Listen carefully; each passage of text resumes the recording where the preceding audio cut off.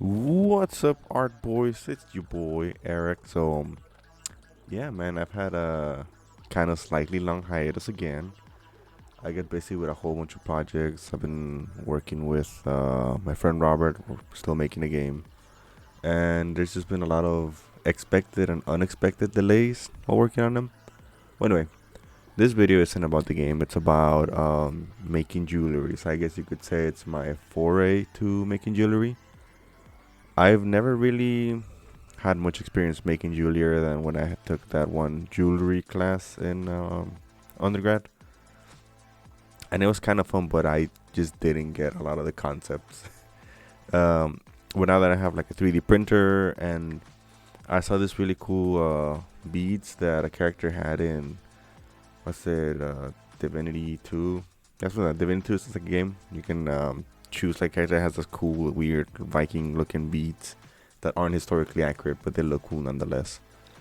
Yeah, I just want to try to make some. So the first thing you saw here is I started with a cylinder, and I'm trying to get the basic shapes and getting enough geometry so when I take it into ZBrush, I can add all the detail that I want. Um, it took me the longest time to figure out, but in the turbo smooth sliders, you can actually have it smooth out by the smoothing groups instead of looking all pudgety, how I would normally if it's by edges. And that makes whatever I'm trying to do here a lot easier.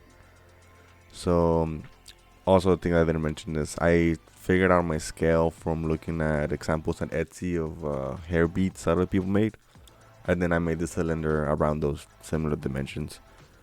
I ended up making 6 different beads. Well, I guess it's just 2 different designs and then 3 different sizes each. And it's just a lot of experimenting back and forth. This set that you're seeing right now, like the base of it, didn't end up coming across how I wanted it to come up because it was, I guess the cuts weren't deep enough, you could say, of like the actual detail. So the designs, they look really cool in the software, which you'll probably be able to see here, but printed they didn't look as cool. I'm using like an FDM Ender 3 Pro, using PLA material printer. So I'm sure I could get better detail if I use resin printers, but I don't have access to one at the moment. And I'm not about to pay like I don't know, $40 for some jewelry I made in Shapeways. Okay, so here now we're in ZBrush, and I have a whole bunch of patterns that I bought a while ago. There were ornament pack something or other in flip normals, and just a whole bunch of alphas. And like I've said in other videos, alphas are basically just something that lets the software know how high and how low to, I guess, move the mesh around.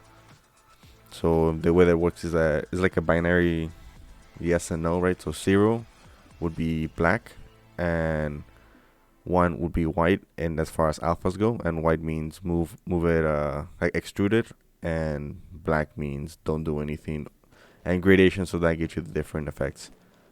Most of my process here is just a whole bunch of experimenting with the alphas that I had, because I think it's something like 40 or 50 that I got him like at a sale. So it's just, playing around, seeing what I can get. Because while I could definitely sculpt all these things from the get-go and do everything by hand, I'm not sure if for me just trying to mess around and making jewelry it's worth all that time and effort. And as far as I understand that the copyright law for these things is something like if you make a really cool drawing in Photoshop and you're using brushes that you bought, because it's the exact same thing. So there's no like shadiness, stealing credit or whatever. Well, yeah. Towards this part, I figured out, oh, I should better just make some masks. That way, I can just be putting the detail where I intend to put the detail and not anywhere else. And this is the pattern that I ended up liking for the tube part in the center. And I just again experimenting a whole bunch with what I wanted the outer parts to be. Sabers does this really cool thing with alphas that when you click and drag them, it depending on where you click, it can go all over the mesh. So that's what I've been taking advantage of. And I tried to make a couple variants and see what I like. I did end up test printing most of them, and there were only really 3 that I would call successful. And I'm pretty sure this is one of them. Yeah, this is one of them. So I just took 2 simple patterns because it's really easy to overcomplicate it for no real reason. And while they might look cool here and the software doesn't read well, which these are like beats that I intend to eventually actually wear.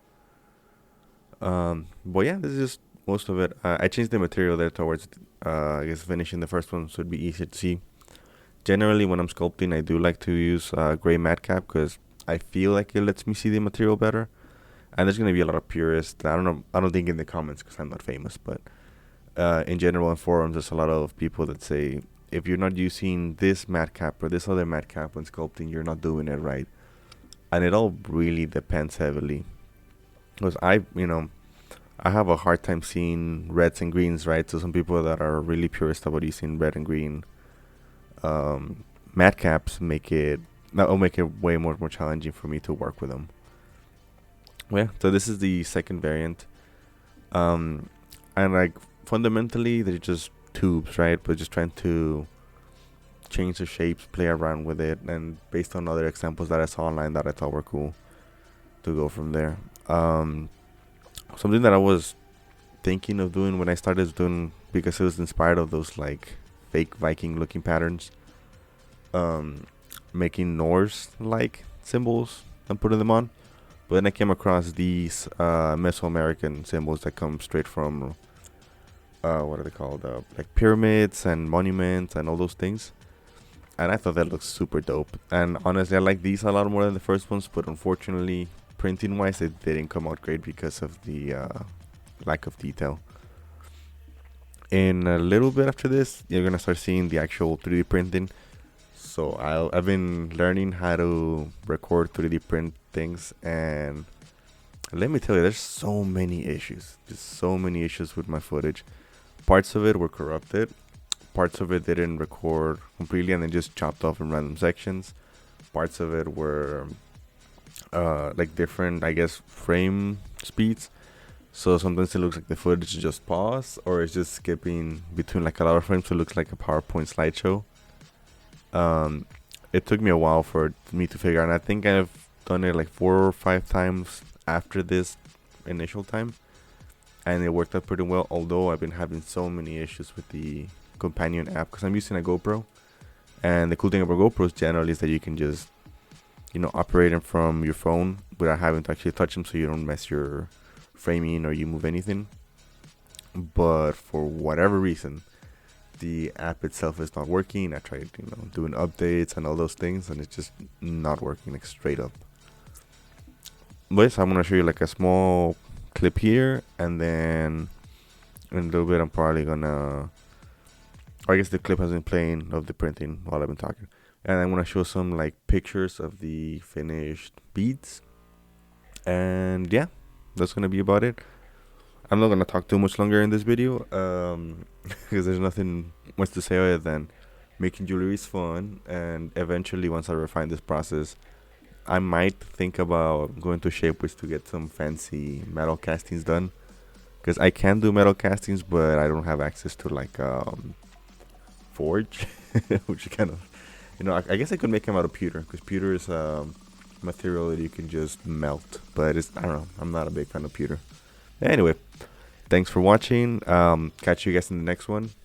Bye.